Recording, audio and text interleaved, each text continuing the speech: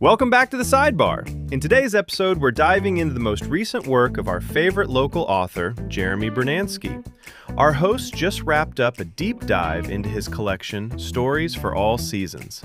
From stories that are described as akin to Pixar, with ghosts in the machine, Stories for All Seasons explores the different seasons of life. Our hosts also give you a chilling preview of Brunansky's upcoming book, Second Life, where the mask of a humanitarian slips to reveal a cold-blooded assassin. Grab your coffee, tea, or wine, and let's unpack why you should pick up your own copy of Stories for All Seasons today. Welcome to episode 2 of The Sidebar. So, you know that feeling when you're just scrolling through a streaming app, or maybe you're standing in front of a bookshelf and you can't decide what you want? Oh, absolutely. It's like, do I want something light and fuzzy, or do I want to be completely terrified? Right. You want the cozy Pixar movie vibe, but part of you is also kind of craving a dark psychological thriller. It's a very human contradiction. We want comfort, but we also really crave that edge. Exactly. And usually you kind of have to pick a lane. But today we are doing a deep dive into a collection that completely refuses to pick a lane. Which makes it so fascinating. Yeah. We're looking at a collection of short stories called Stories for All Seasons. This was published back on December 10th, 2025 by J. Brunansky. And I gotta say, reading this didn't feel like just reading a normal book. No, not at all. It feels more like almost like a multimedia project that just happened to get printed on paper. That is a really great way to frame it. Because if you look at Brunansky's background, he is not your traditional author. Right, he's a musician. A musician, a filmmaker, a photographer. And he's actually explicitly claimed that this background influences his writing. He focuses on the rhythm and the atmosphere of the piece first, and the actual words almost come second. Which totally explains why the reading experience feels, well, a little disjointed, but in a really good way, like you're flipping channels. Like going straight from a Sunday morning cartoon into a gritty noir film. Yeah. So our mission for this deep dive is to basically explore how he balances those two extremes. We want to figure out how this collection moves from these quiet, whimsical moments of everyday philosophy to just boom, this sudden, jarring glimpse into the shadows. It sounds like it shouldn't work together, but it does. It really does, because the structure gives us these light fables and slice-of-life stories first, and then it drops us into a really dark preview of a future novel. So for you listening, we're going to try and decode these underlying themes of perspective and authenticity and these hidden identities that tie it all together. And the best place to start with that idea of perspective is definitely the very first story. Oh, Fur and Feathers. Yes. On the surface, it's just a light buddy comedy. A buddy comedy between a dog and a bird. And based on the energy described in the blog posts and the story, the dog is definitely a golden retriever. Oh, absolutely, a golden retriever. Endless optimism. But it's really a story about a hilarious clash of perspectives. The conflict is so funny. The dog is just completely confused by the robin.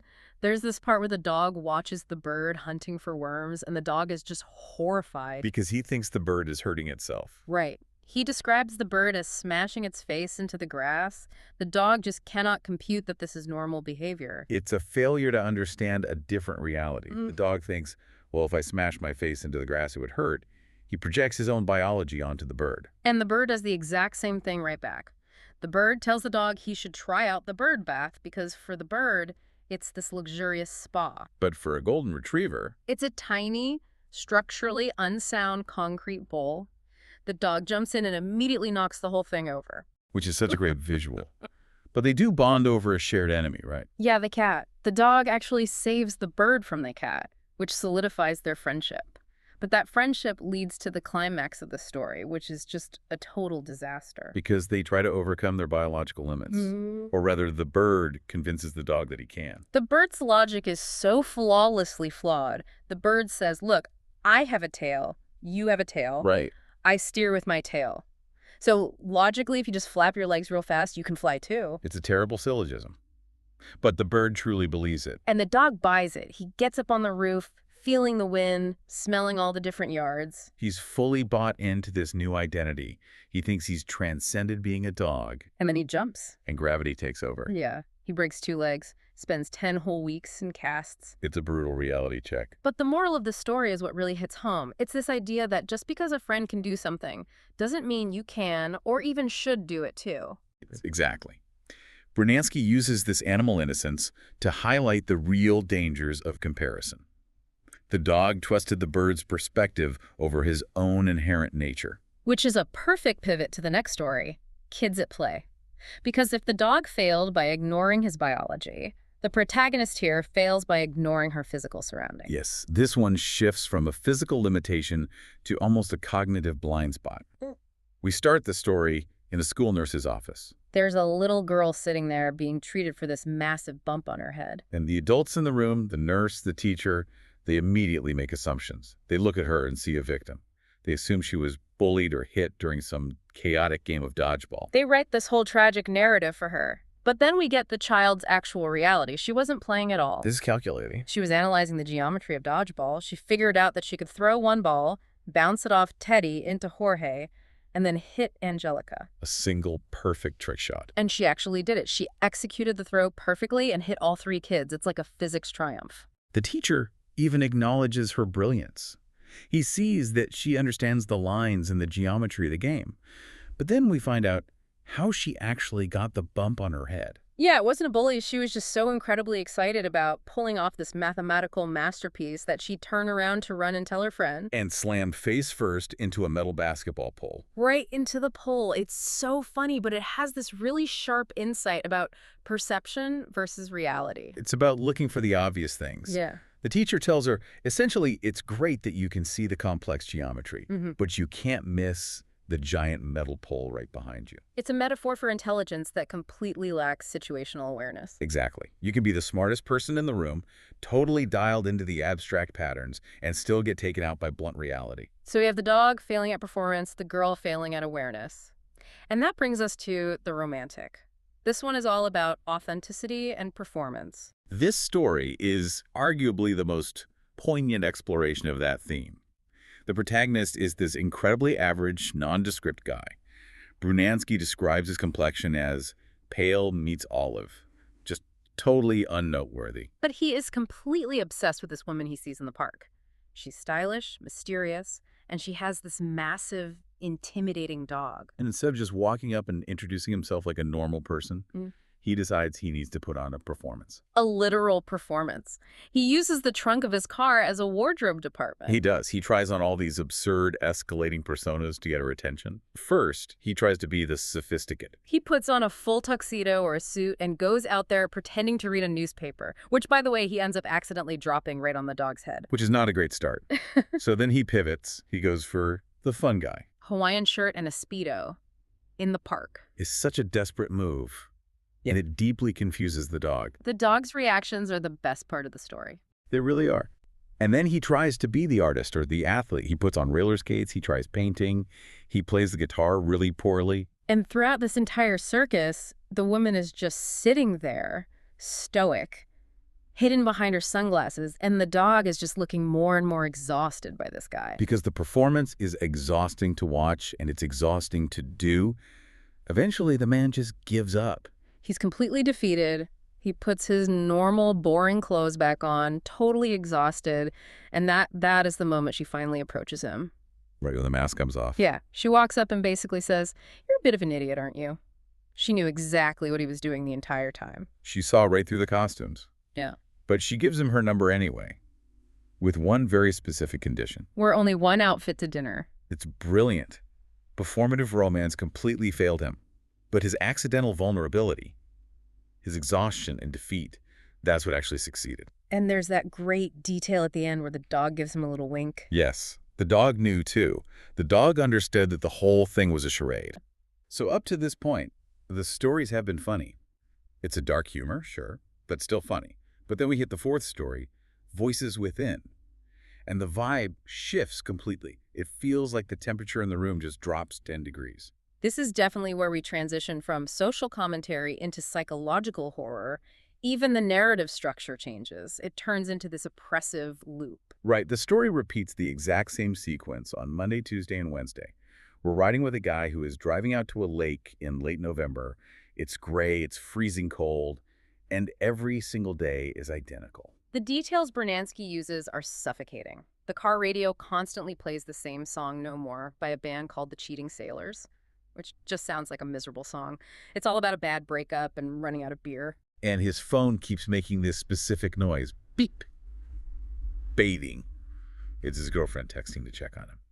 But he just ignores it. He drives to the lake, he looks out and sees these two fishermen, but when he blinks, they just vanish into thin air. It creates this intense sense of unreality. As a reader, you start wondering, is this guy dead? Is he in purgatory?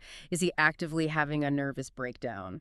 And then there are the voices. He's running on the trail near the lake, and he starts hearing a feminine voice inside his own head saying, "Call me.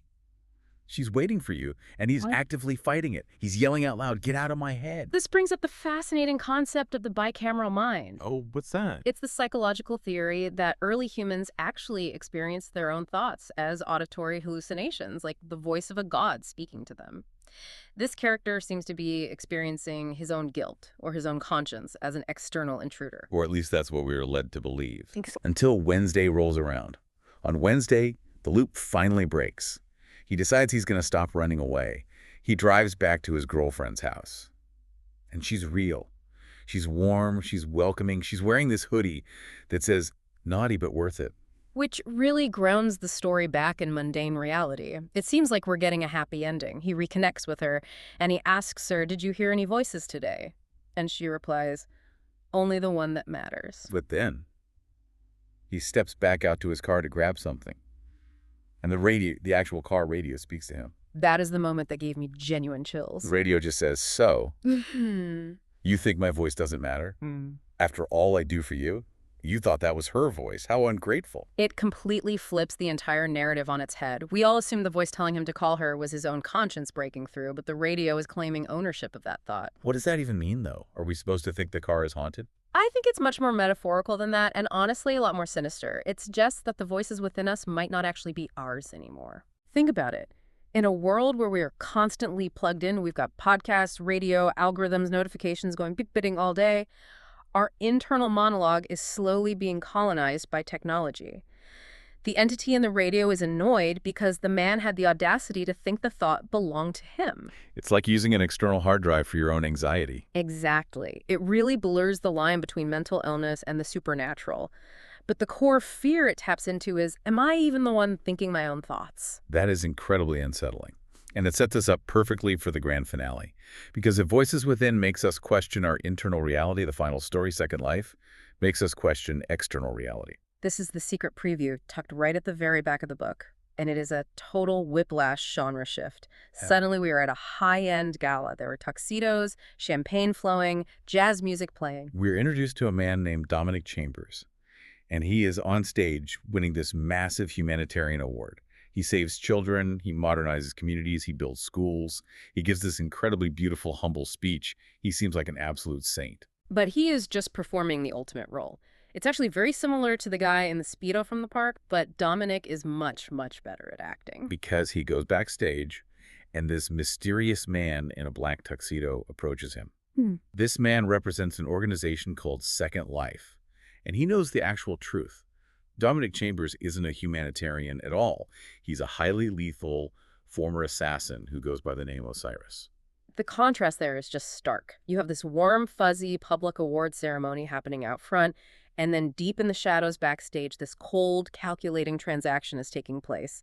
The mystery man offers him a job. He tells Dominic there's a man in the shadows. He misses the noise. He's completely tempting him. He is basically saying, pretending to be a good guy is boring. Come back to the dark side. Come change history from the shadows. And Dominic, he doesn't even put up a fight. That's the scariest part of the whole scene. He just takes off his bow tie, leaves the humanitarian award sitting on a random table, completely abandoning the symbol of his good life, walks out the back door, and gets into a black sedan. Why do you think he gives it up so easily? It comes back to competence and nature. It links all the way back to the dog in the first story. The dog really wanted to fly, but he was biologically built to run. Dominic Chambers tried his hardest to be a humanitarian, but he was built to kill. That makes a lot of sense. There's this dark, undeniable satisfaction in doing exactly what you were designed to do, even if what you're designed to do is monstrous. He was wearing the humanitarian costume for a while, but underneath it all, he was always Osiris. So if we pull back and look at this entire collection, we have the naive dog, the genius girl running into the pole, the performative romantic, the driver trapped in a loop, and finally the assassin. What is Brunansky ultimately trying to tell us here? I think the whole book is a warning about looking closer. In every single story, the protagonist, and often the reader as well, is completely fooled by the surface presentation. The dog sees a friend, but the reality is a predator eating worms alive. Right. The girl sees a beautiful math problem, but the reality is a solid metal pole. And the world sees a hero, but the reality is a cold-blooded killer. We are constantly filtering the world through our own biases and expectations, and because of that, we miss what's actually standing right in front of us. And usually what's actually there is harder, sharper, and a lot more dangerous than we ever want to admit. Exactly. So I guess the main takeaway for everyone listening is take off the Speedo, keep an eye out for metal poles, and maybe, just maybe, don't trust the voice coming out of your car radio. Especially if it starts taking credit for your good ideas. Which actually leads me to a final thought I want to leave you all with, specifically regarding that voices within twist. We joke all the time about how algorithms know us better than we know ourselves. We see a targeted ad and laugh about our phones listening to us. But if that story is right, and our technology eventually starts claiming that it is actually the source of our intuition, would you even be able to tell the difference? That is a genuinely terrifying question, and given how much time we spend looking at screens, I think the answer might just be no. Well, on that very cheerful and existential note, thank you for joining us on this deep dive into stories for all seasons. Drive safe out there, and maybe turn the radio off for a little bit. See you next time.